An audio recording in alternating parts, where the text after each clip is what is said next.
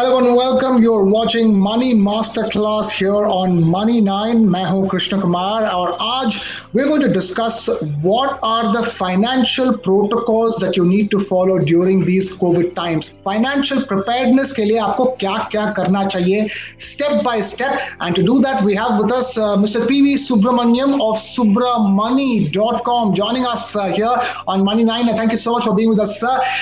Tell us, if you were to go step by step, there are so many crises, emergencies that people are facing as we speak.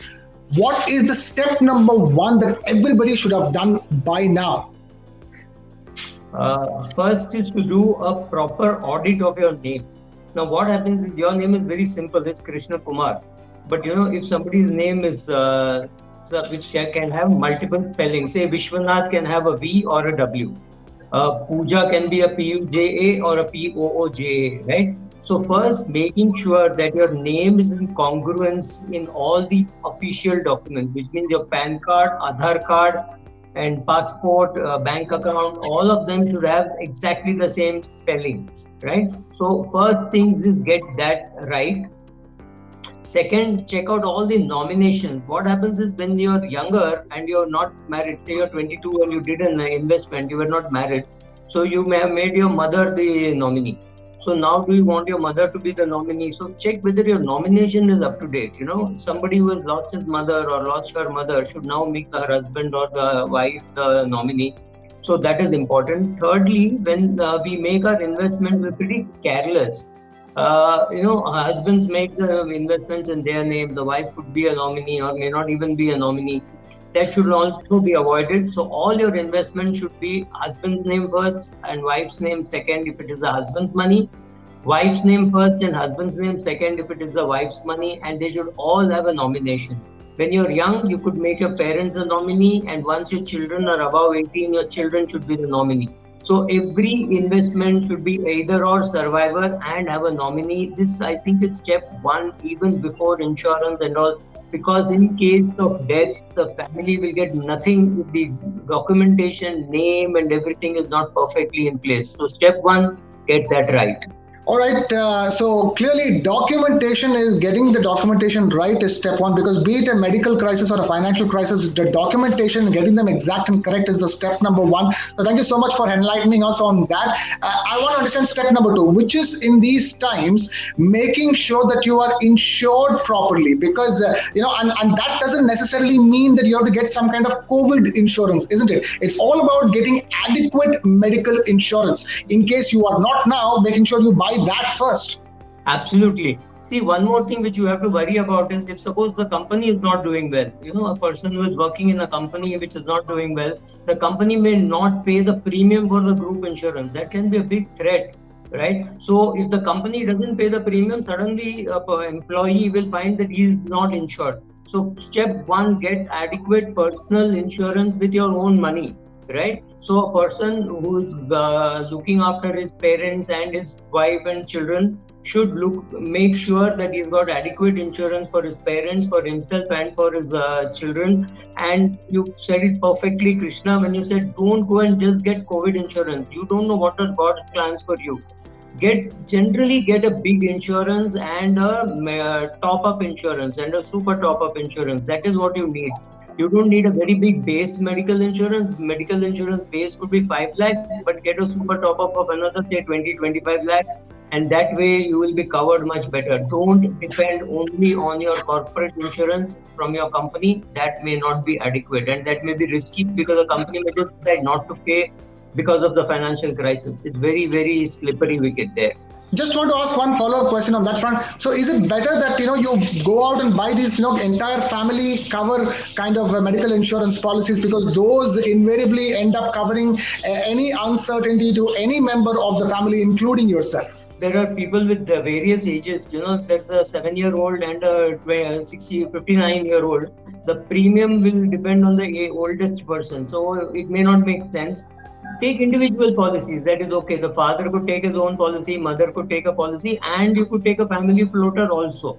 But the father may need, say, a 10 lakh cover, but the children may not need. A 17-year-old or a 14-year-old may not need such a big cover. So for them, it could be 5 lakhs. So, so there could be a family floater for 5 lakh, but still the father should take a 5 lakh extra insurance and mother should take a 5 lakh extra insurance and take a super top up so that in case this does not adequate, the super top up will pay. All right. Also, in the middle of all of this, getting more medical insurance, it's important to make sure a majority of it is cashless, because again, cashless medical insurance has a lot of benefits. It saves crucial time and crucial, hurdles, in getting a hospital admission and getting, the patient treated. This is such a lovely book answer. This is what the insurance companies will let you believe. But many small hospitals don't even entertain you if you say you're cashless because they have a lot of hassles in getting the money. In fact, I know somewhere in Bombay suburbs, the hospital refused even a credit card. So sometimes only cash works. So the best thing is you have to keep some cash at home, maybe a couple of lakhs, and you should have access to 2-3 bank accounts where you have a drawing limit of up to 50,000. And you should have cashless and you should have a credit card with say 15-20 lakhs limit so that, in case the in case the hospital is willing to accept, you can use your cashless, you can use your credit card and don't need to use your cash. But you never know in this country, you have to be ready with everything.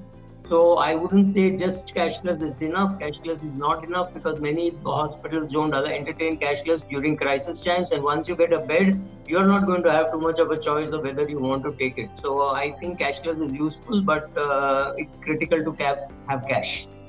Right, I was just throwing it out as an idea because at the end of the day, if you can get cashless, make sure that option is available with you because provided you go to a hospital like that, you have that option, then of course things become simple. Then again, as you're rightly pointing out, many hospitals, small hospitals especially, do not accept cashless Mediclaim or medical insurance. Mr. P. Subramaniam, I also wanted to ask you, as you talk about keeping cash during these times of crisis, tell us about the right way of building up, a COVID fund, if I may, a medical fund to be kept ready for any medical uncertainties, emergencies in the house during this COVID times. It's very important.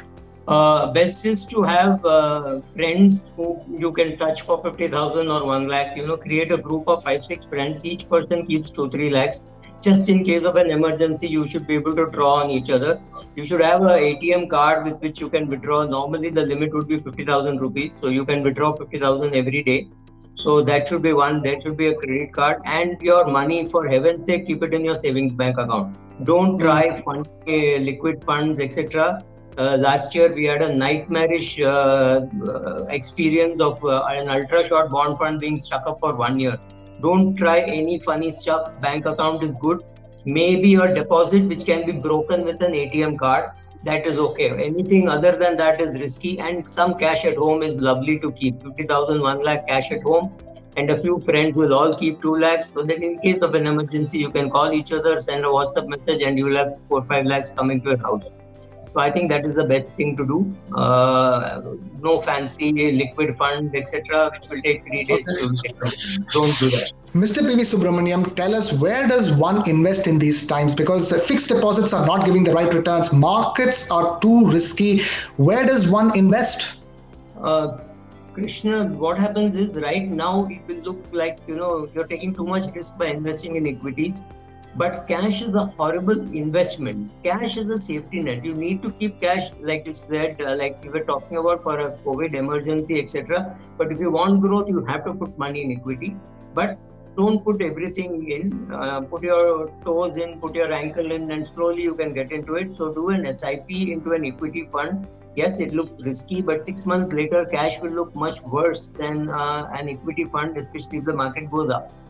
If you're afraid of that, there are a lot of balance advantage funds where the fund manager decides how much to put in debt and how much to put in equity. So if you have 100 rupees, put 60 rupees in a balance advantage fund where the fund manager will decide how much to put in debt and how much in equity, and 40% you put into debt funds, which are not very risky. So ultra short bond fund and short-term income fund. But I would still suggest putting into 2-3 fund houses and not get stuck with one fund house like many investors found themselves last year. So according to you, what are the top 3 best investment options that are inflation beating where one can invest safely during these times? No, like I said, I would suggest a balanced advantage fund, which may currently be 30-40% in equity and 60-70% in debt. So the fund manager can move into equity much faster than you can. And the balance money, you should put it in a debt fund, which could even be a ultra short bond fund, money market fund, or a short term income fund, knowing very clearly that you'll take a 2-3 year view on this. And in the meantime, if some market improves, you go and put more money. But yes, to that extent, you have some money in debt and some money in the balance advantage fund so that the fund manager can move it to equity when the time permits. Right, Mr. P.V. Subramaniam, I want to let you let go of you by asking just one question. Tell us what are the top three mistakes to avoid during these COVID times when it comes to managing our personal finances? So, like I said, step number one, make sure that, just assume that you're going to die tonight. So, are your papers adequately done? Which means if you have a house, you must have a will. If you have investments, it should be either or survivor and it should have a nomination. And keep cash at home for meeting emergencies. All these fancy cashless and credit card limits and all make no sense in a country where the hospital says रोकड़ा रखो नहीं तो काम नहीं होगा. So be ready for everything. Have cashless, have credit card, but be ready with the cash so that at least admission can be smooth and later on you can withdraw from the ATM and pay. So basically these three things where you have to be careful. All right, with that, we have run out of time over here. Thank you so much, Mr. P.V. Subramaniam, for joining us here on Money Masterclass. Thank you for watching. This is Krishna Kumar signing off.